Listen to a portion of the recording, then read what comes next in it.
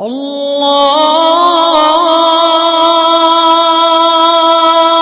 Akbar,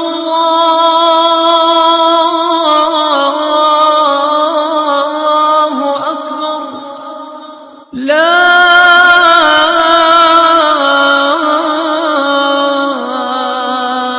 ilaha illallah.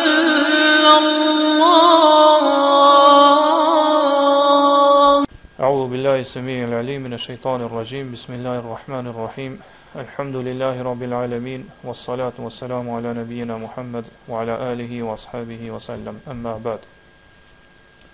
Sonde inshallah do të flasim për dobinë e katërt që përfitohet prej shembullit të cilin Allah subhanahu wa taala ka sjellë në surën Nur, shembull i cili përshkruan veprat e pabesimtarëve. Edhe kemi thonë që dobia e katërt është që ky shembull tregon se pabesimtarët vazhdimisht jetojnë me dyshje, jetojnë dyshime, jetojnë dëshpërim edhe në frikë të vazhdueshme. Allah subhanahu wa taala në shembull e përshkruan ose këtë shembull që e sjell e përshkruan që ai shembull është për personin i cili jeton ose gjendet në fundin e detit. Gjendet në fund detit. Tani deti i cili është i gjerë, tani i thellë, i cili është i errët, edhe valët e tina do thot janë trazume. Do det i cili ndjell edhe do thot frikë edhe lemëri të madhe për atë person i cili ndodhet atje në fund detit. Po mundi me parametuar se dikush në fund detit errësirë plot, deti është i trazum, do në valët e përplasin janë tjetrën. E këtu kështu Allah subhanahu wa taala përshkruan që ai person që ndodhet aty, do thot ai është vazhdimisht ka frikë të madhe, edhe është dyshim të vazhdueshëm, ka me dyshje ka mja majt, a nuk e gjen rrugën e duhur që me dalë me shpëtu prej asaj gjendje në cilën është, apo prej asaj errësire në cilën ndodhet. E kjo është, do thot, përputhet plotësisht ky krahasim me gjendjen e pabesimtarëve, po që Allah subhanahu taala për ta ose për veprat e tyre e ka sjell këtë shembull, cilët do thot janë zhyt në detin e kufrit, devijimit, edhe do thot shkatrimit ose prishjes shpirtit tyne. Pra ata rruga për ta është e errët. Ata nuk edhe zemrat e tyre po ashtu edhe veprat e tyre janë në errësirë të plot. Po edhe shikimi i tyre, pra shikimi i zemrës, po ashtu edhe shikimi i syrit, do thot është i verbërt.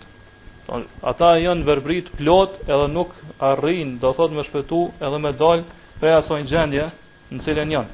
Prandaj shkaku i këtyre errësirave në cilën ndodhen ata. Dhe shkaku i asaj që i mbulon edhe i rrethon ata në gjitha anët, do thot prej valve apo prej dallgëve të akides apo besimeve të kota, prej mendimeve apo ideologjive të gabuara. Pastaj si rezultati i tyre do thot rezultojnë në dyshime edhe me dyshje të vazhdueshme. Gjithashtu edhe rrymat që i përshkruajnë ata edhe i godasin rrymat e epshave, ton dëshirave, tekave, shkatruese edhe synime ose qëllimeve të këqija, gjithashtu edhe teorive devijume, pra ata jetojnë, Allah subhanahu taala ka dashur me treguar që ata shkaku i gjitha këtyre jetojnë në frikë, do thotë dëshpërim, edhe me dyshje, dyshim të vazhdueshëm. Edhe në këtë kuptim ka dhënë sinjal edhe vetë Ibn Xheriri, Allah mëshiroft, kur e komenton këtë ajet thot wa mathalu a'mali haula al-kuffar. Për shembulli i veprave të tyre pabesimtarë thot është fi annaha umilat ala khata'in wa fasad. Thot për arsye se ato janë vepruar në gabim, metodë, mënyrë të gabuara edhe të korruptuara, wa dalalatin wa hiratin min umaliha fiha. Thot edhe vepruesit e tyre janë devijim edhe ndryshim të vazhdueshëm, wa ala ghairi huda. Thot edhe i veprojnë pa udhëzim prej Allah subhanahu wa taala. Mathalu dhulumati bahri luji. Sot është sikur shembulli i errësirave që ndodhen në fundin e detit i cili është i thellë apo do thot deti i cili është i madh. Po ashtu Shaukani tregon se Allah subhanahu taala ka dashur, kur e interpreton këtë ajet thot se Allah ka dashur më na tregon neve që pabesimtarët jetojnë vazhdimisht frikë të madhe në zemrat e tyre, thot wal bahru akhwafu ma yakunu idha tawalat amwajuhu. Po deti bëhet më i frikshëm është kur dallët e tina trazohen. Fillojnë të përplas njëra me tjetrën. Fa idha in dhama ila dhalika wujudu sahabi min fawqihi zad al khawf. Sot nëse kësaj shtohen që përmbi adeti pastaj janë rreth errësirat e mëdha, thot frika shtohet edhe më shumë. Pra kjo është gjendja e pabesimtarëve. Pra frikë, vetmi, dëshpërim edhe me dyshje. Këtë këto do thot i referohen kufrit apo mosbesimit i cili do thot e largon njeriu prej Allah subhanahu wa taala. Edhe si rezultat vjen frika dhe vetmia në cilën do thot ajo ndjesia për vetmin në cilën ndodhet ai. Po ashtu i referohet pasoj gafletit apo pa kujdesisë prej përmendjes dhe përkujtimit të Allah subhanahu wa taala. Pa përkujtimi i cili e qetson, e rahaton shpirtin e njeriu. Edhe i referohet gjithashtu ignorancës apo mosdijes për dritën e udhëzimit. Po kjo dritë e udhëzimit cilën Allah subhanahu taala ka zbrit përmes pejgamberit sallallahu alajhi wasallam, ja zbulon njeriu, ja shfaq njeriu shenjat në rrugë. Po ndin ka u orientu, din ka mjavmoj, din cila është rruga vërtet cilën duhet të pasohet, e cila duhet pasohet. Pra Ibn al-Qayyim rahimullah e sqaron shkaqet e frikës edhe vetmisë cilat e godasin njeriu. Edhe tregon se shkaku i saj është që njeriu largohet prej Allah subhanahu wa taala ose përmes kufrit ose përmes gjunave, përmes mëkateve. Dhe sa më shumë që njeriu do thotë shton pi gjunave apo pi kufrit, aq më shumë i shtohet frika edhe vetmia me dyshjet, pikëllimet, dëshpërimet e kështu me radhë. Pra Ibn al-Qayyim i thotë kur i sqaron se çfarë ndëshkime ka njeriu kur i shkel urnat e Allah subhanahu wa taala apo tregon mosbindjen ndaj Allah subhanahu wa taala, thotë wa min uqubatiha, thotë prej ndëshkimeve që pasojnë prej mëkateve të njeriu, thotë ma yulkihi Allahu subhanahu min ar-ru'bi wal khawfi fi qalbi al-'asi. Thotë është prej ndëshkimeve të mëkateve është edhe atë frikë apo atë lemëri që Allah subhanahu wa taala e hedh në zemrën e gjunaqarit, mëkatarit.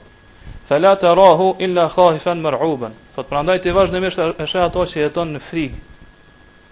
Ndjen frikë të vazhdueshme. Fa inna ta'ata hisnullahi al-a'zam.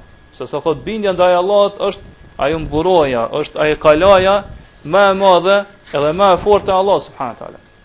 Man dakhalahu kana min al-aminin min uqubati ad-dunya wal-akhirah. Prandaj thot kush hyn në këtë kalan e Allah subhanahu wa taala, që është bindja ndaj Allahut, thot ai ka qenë pi të sigurtëve, pi të sigurumve për ndëshkimeve të dunjas edhe të ahiretit. Ai i cili hyn, ai është i sigurt.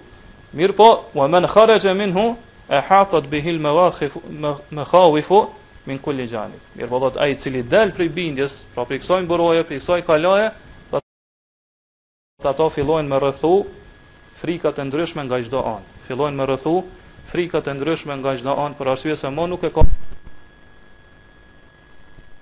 Allah subhanahu wa taala mbron njeriu për këtyre frikave. Pastaj vazhdon thot wa min uqubatiha annaha tuqiu al-wahshata al-'azimata fi al-qalb. Po gjithashtu për ndëshkimeve të mëkateve është që ato hedhin në zemrën e njeriu vetmi edhe frikë të madhe. Qëllimi i wahsh arabisht është ajo vetmia që njeriu ndjen frikë prej saj. Është vetmi që nuk e ka askënd afër që më ngushëllu apo do thot mi afron ndim. فيجد المذنب نفسه مستوحشا قد وقعت الوحشة بينه وبين ربه وبينه وبين الخلق. Prandaj mëkatari në zemrën e tij dhe në shpirtin e tij vazhdimisht ndjen që është i vetmuar. Do thotë kjo vetmi thot ka bën pengesë mes tij dhe mes Zotit tina, po të njëjtën kohë thot pengesë mes tij dhe mes njerëzve të tjerë, mes krijesave të tjera. Tanë ndjen veten vazhdimisht që është i vetëm. Do thot nuk ka kur fal përkraje. Tanë vazhdimisht e ndjen veten që është në frikë. Bila thot wa bainahu wa bain nafsihi. Fillon me ndje vetmi mes tij dhe mes shpirtit tina. Pra ai i cili i bën gjëna, i bën mëkat Allah subhanahu wa taala.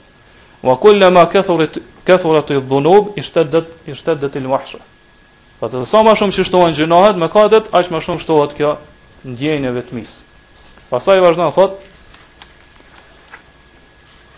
duke e treguar misterin e kësaj, na thot wa sirrul masala, thot misteri i kësaj çështje është anna ta'ata tujibu al-qurba min ar-rabb. Thot bindja ndaj Allahut obligon që njeriu, detyrimisht tregon që njeriu afrohet te Allah subhanahu wa taala. Wa kullama ishtadda al-qurbu qawiya al-uns. Dhe sa më shumë që njeriu e shton adhurimin ndaj Allahut, bindjen ndaj Allahut subhanahu wa taala, aq më shumë thot shtohet edhe ajo ndjenja që nuk është i vetëm. Do të largohet frika për zemrën e tij. Mirë po, do thotë ajo ndjenja që ka Allah subhanahu wa taala me vete. Wal ma'siyatu tujibu al-'abda min tujibu al-bu'da min ar-rabb. Kurse thot mëkati rezulton në largim prej Allah subhanahu wa taala. Detyrimisht. Wa kullama zada al-bu'du qawiyat al-wahsha. Wa sa më shumë që njeriu thot largohet prej Allahut, prej Zotit, aq më shumë thot shtohet kjo ndjesia e vetmisë dhe frikës. E kjo do thot tregon për gjinat. Gjinai më i madh që i bëhet Allah subhanahu wa taala, mëkati më i madh është padyshim kufri. Do të thotë njeriu i bën kufër Allah subhanahu wa taala. Prandaj ai i cili është kafir, ai i cili është mosbesimtar, ka hise në këto të këqija që i përmeni, këto ndeshkime që i përmeni Ibnul Qayyim për gjinaj, ka hisën më të madhe. Pra arsye se ai e ka bën gjinajin, e ka bën mëkatin më të madh ndaj Allah subhanahu wa taala. Pra ai me këtë kufër, me këtë mosbesim është largu prej shkallkut sigurisë edhe të udhëzimit, e që është besimi në Allahun vetmin. Qysh tregon Allah subhanahu wa taala në Kur'an dhe Sunetin e ndryshme pe ajete është ku Allah subhanahu wa taala thot: "Alladhina amanu wa lam yalbisu imanahum bi dhulmin, ulaika lahumul amnu wa hum muhtadun." Ata që kanë besu edhe nuk e kanë përzi imanin e tyre me padrejtësi, do të me kufër, me shirk edhe me gjëna të mëdha, thot ata kanë sigurinë e plotë. Ne kemi mësuar më herët kur kemi komentuar në librin e Tauhidit, që kjo është siguri në dunja edhe në ahiret. Ai ndjen jetë i sigurt këtë dunja edhe në ahiret. Wa hum muhtadun, thotë edhe ata janë gjithsesi janë të udhëzuar. Ata gjithsesi janë të udhëzuar. Pra si prej kësaj kuptojnë që zemrat e pabesimtarëve vazhdimisht janë në rësirë. Pra janë me dyshje. Janë frikë të vazhdueshme. Sa që na kemi pa, do thotë edhe vrem edhe me sytë tonë ose kur të lexojmë që atë kjo frikë, kjo me dyshje është bërë, do thotë, një pishenjave dalluese edhe pi problemeve që i ka kaplu njerëz edhe nuk po mundën me dalë prej tyne. Do vazhdimisht, do thonë, dëgjojmë lajme ose lexojmë që njerëz jetojnë frikë të madhe, edhe do thotë është problem kjo frika, kjo piklimi apo dëshmimi që po jeton njerëzimi në kohët e sotshme. Edhe me gjithë këtë përparim, do të këtë në teknologji ose këtë civilizim apo qytetërim, prap nuk po mundën, do thot, nuk po ka kurfar efekte që mi largu, do thot, ato shkaqet e frikës apo do thot vetë frikën. Por arsye se problemi është që shkaku i kësaj frike është kufri. Është mosbesimi në cilin ndodhen ata. Pra sa më shumë që ata shtojnë pi kufrit edhe pi mohimit tyne, aq më shumë do thot shtohet frika edhe pi klimi apo dëshmimi që ata janë duke jetuar të.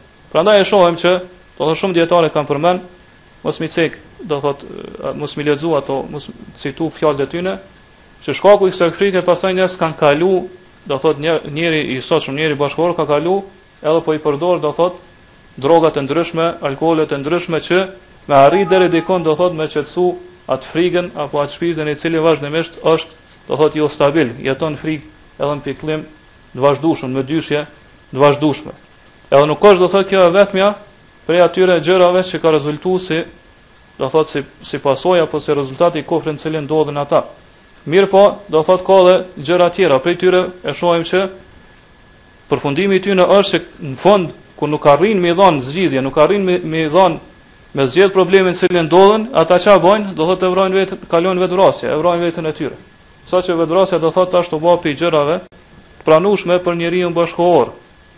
Ka njerëz që tregojnë që ka jetuar mesin e pabesimtarëve, që thot gati me çdo dy ditën që më takuam ka thonë me çfarë ke menduar me vrap mi dhon fund jetës tane. Edhe kjo është, do thot, ai njeriu bashkëkohor i cili ju ka dhënë shumë materjes mirë, po të është të largu prej asaj ushqimit të shpirtit që është besimi në Allah subhanahu wa taala. Gjithashtu prej gjërave që kanë rezultuar është edhe përhapja e shumë, do thot, aty në drejtimeve të filozofisë.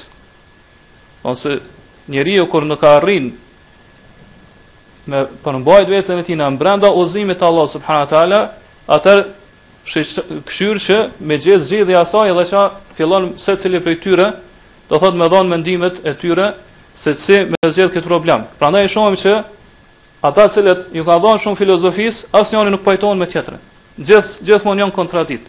Për arsye se do thotë ata nuk e kanë studiu, nuk e kanë hulumtu këtë problem aty ku duhet. Mirë po, do thotë janë bazu tek mendjet apo tek logjika e tyre. Pastaj gjithashtu e shohim se janë përhap, do thotë edhe ajo anarkia në moralet e tyre, e që e gjejmë do të thotë që vazhdimisht, do thotë morali i tyre është duke u degraduar, duke shku sa në nivelet më të ulta. Pastaj gjithashtu shohim se janë përhap edhe klinikat e ndryshme, të cilat do thotë flitet rreth probleme psiqike apo probleme psikologjike, e kështu me radhë, do thotë këtyre probleme kryesore është ajo frika, dëshpërimi, demoralizimi e kështu me radhë. Saqë do thotë dietat vetë ata e kanë përmend, do thotë filozofët e tyre që për mi ik, do thotë kësaj probleme në cilën ndodhen ata, kësaj frike kaq madhe në cilën jetojnë ata, kanë filluar mi shpik, do thotë lloje ndryshme të lojnave, e dëfrimeve, që deri dikon me arrit, do thotë që njeriu mu largu edhe mos më ndi veten, do thotë i vetmuar apo këtë frikën në cilën është duke e jetu.